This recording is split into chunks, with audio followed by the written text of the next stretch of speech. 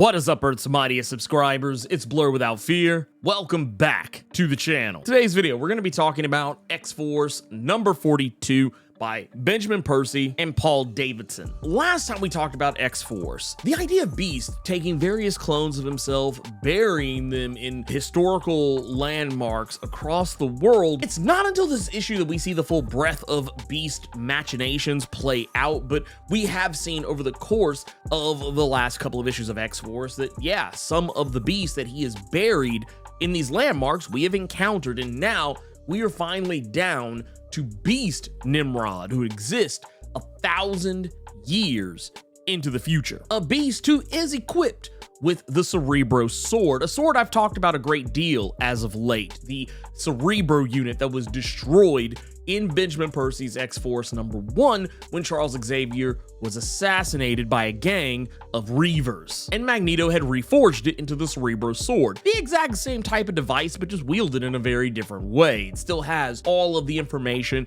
all of the knowledge of mutants recorded throughout Charles's time recording mutants over decades. Beast has turned himself into a Nimrod unit, effectively making him one of the most, if not the most, intelligent living beings in all of existence. So intelligent, in fact, that he has been able to destroy humanity, wipe humanity off the face of the planet. While yes, there are still humans who live on Earth, their numbers are so small, you may as well call them extinct. Mutants are the dominant species on planet Earth now, and this kind of lends a little bit of credence to the prediction that was made in House of X number 1 that humanity would one day soon die off and mutants would be the inheritors of the Earth. But this is due less to evolution and more towards Beast using nanomachine viral warfare to wipe out almost all of humanity. Beast used what was the equivalent of hand sanitizer. He got rid of the 99.99% of germs, and there's like a 0.01% hiding somewhere in a cave. Remember the preserve from year 1000 in House of X and Powers of 10? Beast has a facility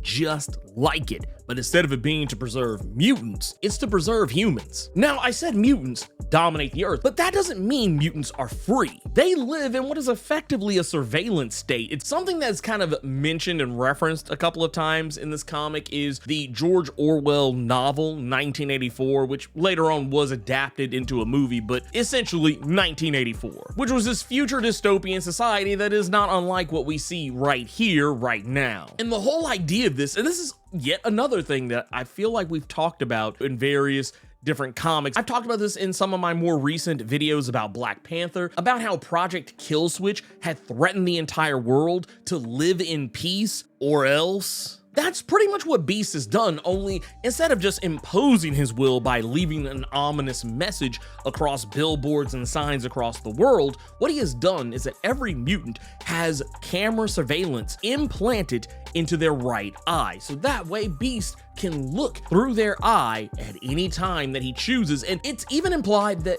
people know when Beast is looking through their eyes. So everyone is always kind of living in this idea that, oh, what if the big bad Beast is watching me right now? And this probably leads to a lot of infighting among mutants, to where probably to a point where anyone who is even perceived to be doing something even the least bit out of pocket, it will probably lead to them getting snitched on, even if there's nothing to snitch on them about. This world, once again, yes, a very dystopian world, also has a lot of Blade Runner iconography going on here as well. We see the holograms, the giant holograms of Beast, which act as a form of a reminder to people that they are always being watched. But yeah, everything looks like something you would see out of Blade Runner or Ghost in the Shell, but just imagine it being even more dark, grim, and grimy and dystopian than even those. But the thing that I took away from this, and something that I wasn't sure was actually going to pay dividends like immediately, is the answer of what Cerebrax actually wants. And as it turns out, Cerebrax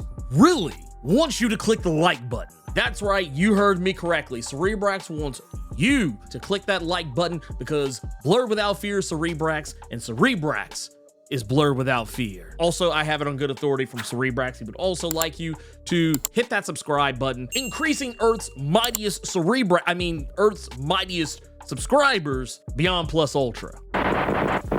If you've seen my previous video for X-Force number 41, one of the things I talked about was the new mandate that Cerebrax got when it had consumed Forge's mind and was speaking with a hologram of Forge, basically informing the Cerebrax what its new mission was, that its mission was to be hungry and to consume all mutant minds. More or less. That's probably a gross oversimplification of what I initially said, but yeah, go back and check out that video, and yeah, you can learn all about what I said there, because I've slept since then. Cerebrax makes its triumphant return in this issue. We saw it try to escape from Quinquire before, and we know that it is constantly railing off inside of Quinquire's mind. Once Beast Nimrod is able to, and I would dare say handily, defeat X-Force while forcing Kid Omega, or rather in this case, Old Man Omega, to wear a mutant power dampening device, Cerebrax is no longer being held back by Quinquire's Omega level telepathic powers. Which I find kind of interesting considering that Cerebrax doesn't just exist inside Quinquire's mind, Cerebrax exists inside of Quinquire's body because they are, in fact, actually become one. Though I guess you could technically say it's more like Cerebrax is just hiding inside of Quinquire. But because of the mutant power dampener, Old Man Omega can't hold Cerebrax back, and Cerebrax is able to remove itself, forcefully mind you, from Quinquire's body and takes over Beast Nimrod. Because at the end of the day, Beast, despite being a Nimrod, is still a mutant. And imagine what we've seen before of Cerebrax having taken over various and sundry different mutants' minds and consuming them, gaining all their capabilities. Imagine the damage Cerebrax could do if it were actually allowed to consume Beast Nimrod and effectively have Beast Nimrod's intelligence and power. Now, we do know for a fact that Cerebrax does want to ensure that it has a controlling interest in the entirety of the world. It even says once it consumes, or is beginning to consume, Nimrod, it says Cerebrax is the future, and before it can finish the other side of that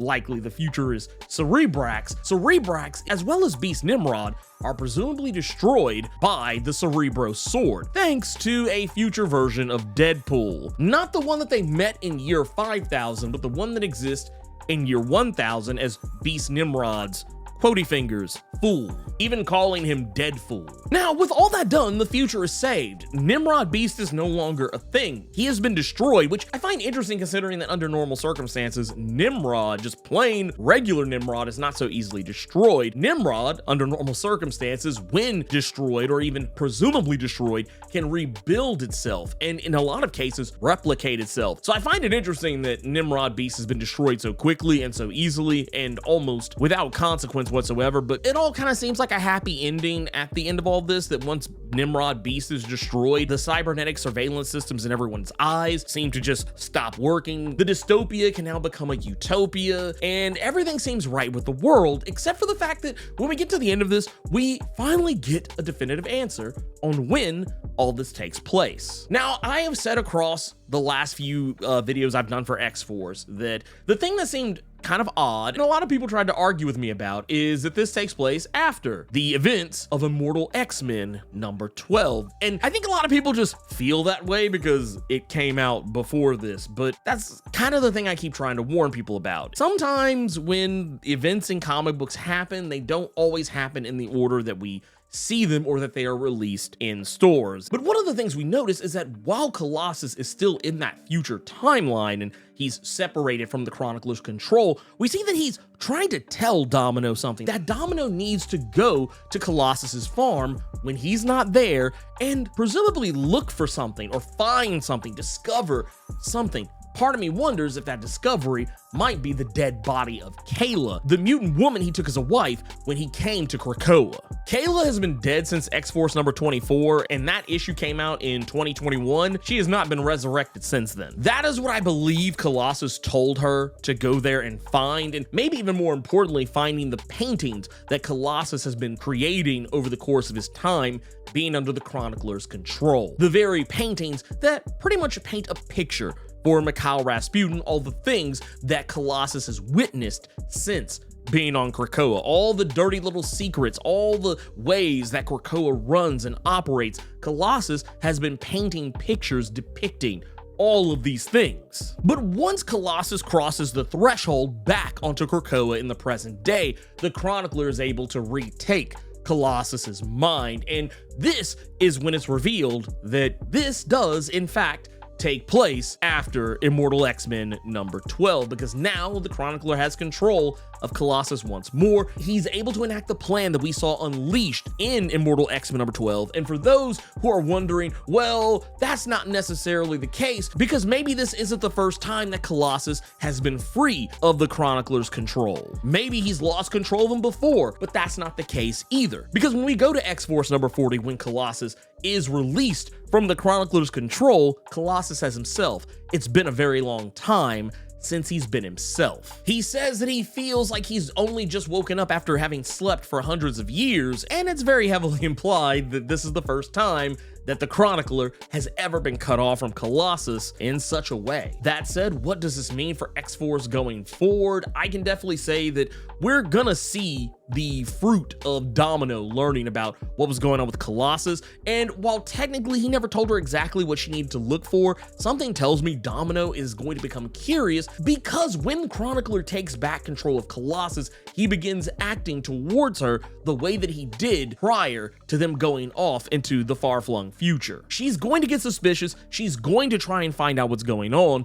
and I feel like Domino and maybe even Sage might get dragged into this as well. I feel like at the very least, Domino is going to find out what's going on. She will very likely tell Sage, because her and Sage are incredibly close with one another, and that is how we'll finally get the intervention for Colossus that will lead to them finding out about what's going on between him and the Chronicler, Mikhail Rasputin, and find a way to maybe put some kind of side dampeners or side blockers into Colossus so that way they can protect him from any future reprisals, or maybe just keep an eye on him more than what they usually do. But that said, that's everything I wanted to talk about with X-Force number 42. If you enjoyed this video, do the YouTube thing, like, share, comment, subscribe, and make sure you tap that notification bell so you don't miss out on any of the videos that I put out. Speaking of videos, if you want to know more about how Colossus has been under the control of Mikhail Rasputin, check out this video right here. And if you want to know more about Orcus' plan to take down the X-Men at the Hellfire Gala, check out this video right here. Thank you for taking the time to watch this video, and until next time, let me know what you thought